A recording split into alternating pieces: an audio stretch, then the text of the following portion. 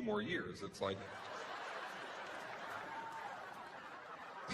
why did you stay with me? You know, oh, because you didn't want to pay me back the $200 you owed me, so you just stayed with me and sussed out other potential exit strategy options.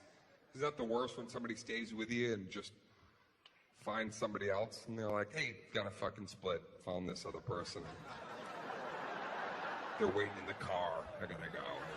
Right? Oh, they're the getaway driver? Oh. Girls, you have a bad breakup. When you have a very bad breakup, you do something that is really interesting. Like when a girl has like a real betrayal, when a guy really just crushes you, just smashes your heart, and you know that true betrayal, you know, because some of you think you've been betrayed. You'd be like, I was betrayed, Dane. He used my Netflix account and didn't tell me, and racked up $70 in charge. That's not fucking betrayal. Real betrayal, you know, is when somebody you're dating has like a meth lab in your basement and didn't tell you. Yeah, didn't even share the profits with you. A real shit-bum kind of person. So you get smashed, and then girls, you do this. You change your Facebook picture to the happiest picture. But it's obvious that you're very sad because the picture is too happy, right? Your new picture is like you with an umbrella on a sunny day. It's you with 5 pugs and a cotton candy. Look at me all happy. Pugs.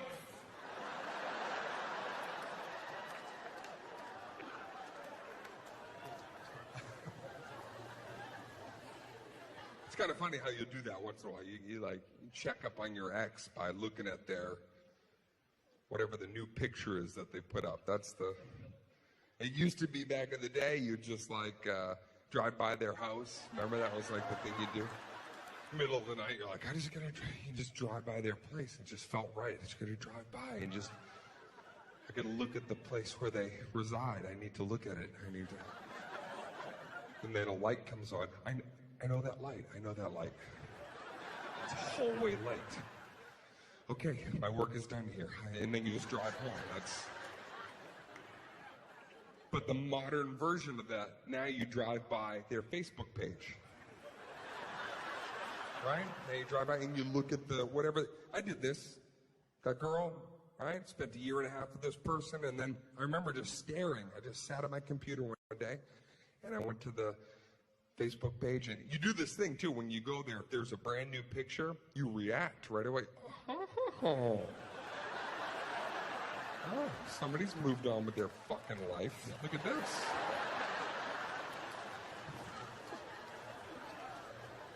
And you kind of have this moment where you look at this and you really want to understand who was this person that I spent time with, that I shared, dreams and quests with, right? You're just looking at that picture. You just want to know. So sometimes you'll actually talk to the picture out loud. You don't even realize you're doing that. You do a little therapy session to picture, right? Just sitting there staring. I did this. I'm looking at my picture of my ex. I'm like, what the fuck are you smiling at?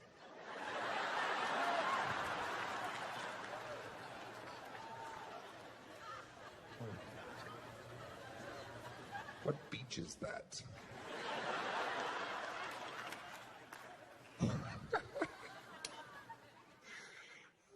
Look at this bitch wearing a hat.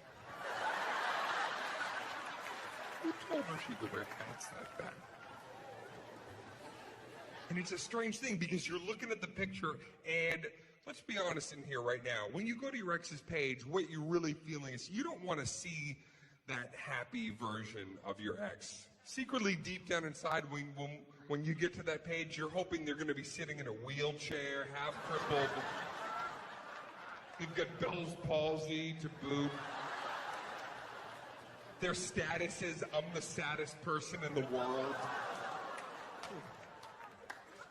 Like.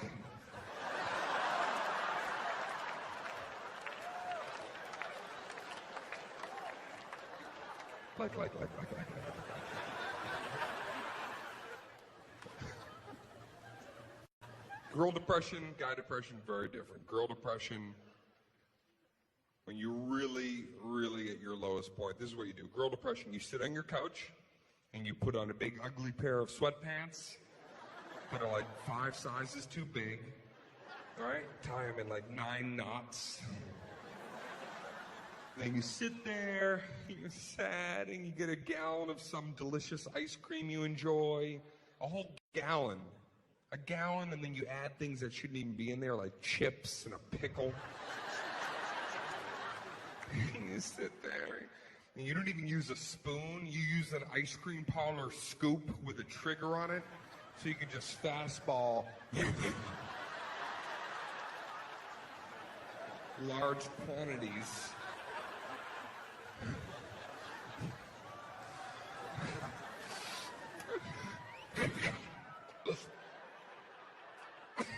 I got a chip.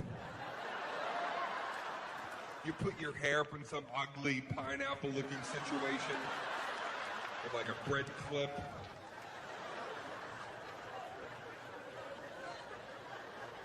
You look like a Fraggle sitting there.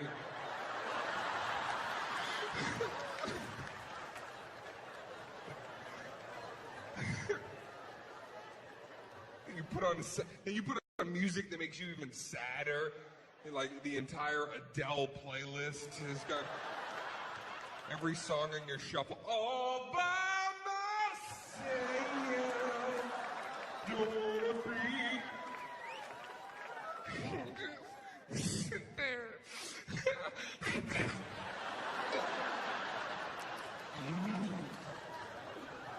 Cry.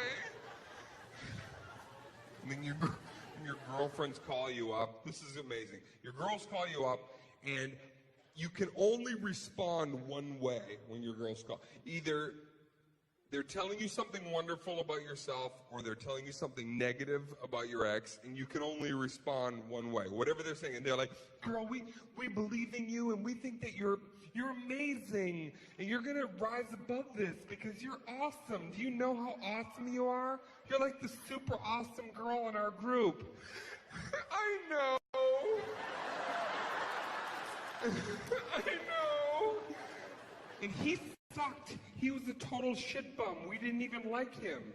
And he wasn't even attractive. We just said he was. He was ugly. He was so ugly. I know. I know, right? I know. Swallowed the whole pickle. So all you can say to anything is, I know, or there's only one other statement that you always have to interject in it, right? Your girl's telling you something great, and you're going to respond with, I know. They're gonna, in a year from now, you're going to be so psyched. You're going to be in the best place of your life. And you're going to look back, and you're going to be so thankful this happened. I know. And pause. I just don't understand. I just don't understand.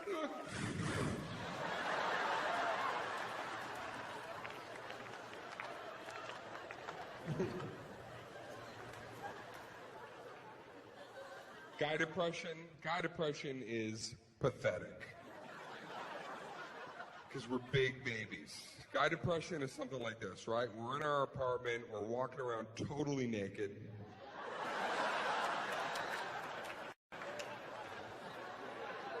Right? We just skulk around nude.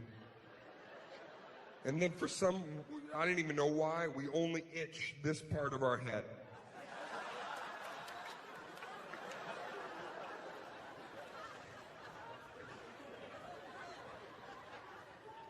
And here's when you know you're really at the doldrums of despair as a guy. You've got one light bulb left that works. What do? You just take it from the room you're in.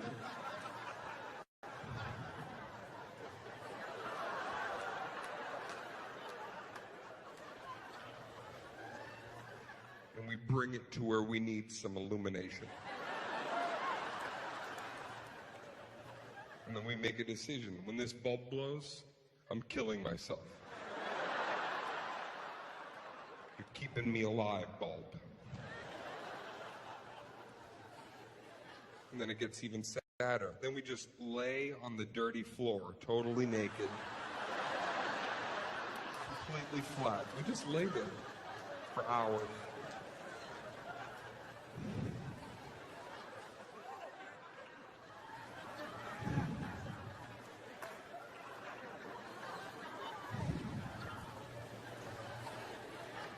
What do we do when we're down here? We do little rhythms, little taps.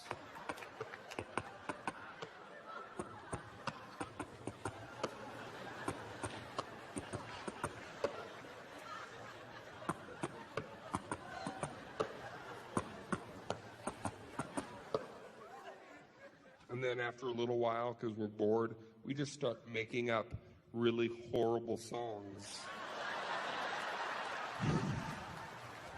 about our now ex. We just lay there, we're like, someone's a big fat bitch.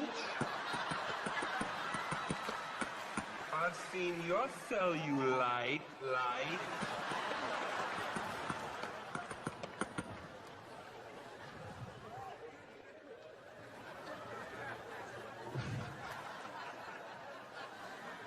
I'm laying on the fucking floor for you people.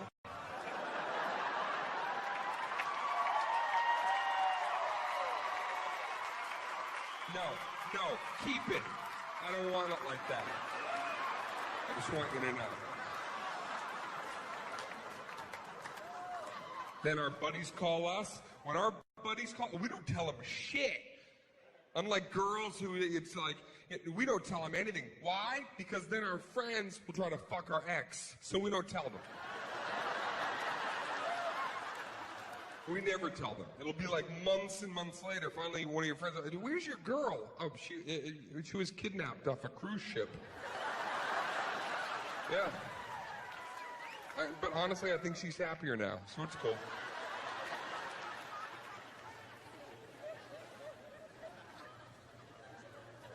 What finally gets you out of the funk and back up into society is very different. The motivation, girls, I think that after a bad breakup, I think that you get into the best shape of your life sometimes after.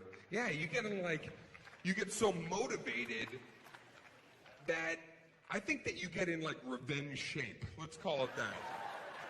Right? I think that you just want to get in, so you take like a volcano yoga class, right? It's like 680 degrees in the room. And, right? They put you on a spin bike in there, you just fainting, and you have a picture taped of him. I'll show you.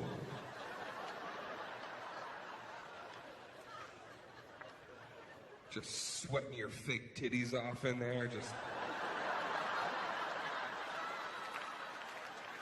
And then just all new you, new outfits and new hairstyles, new sexy makeovers from tutorials that you saw online. And you're just this, because I think that you have this dream, this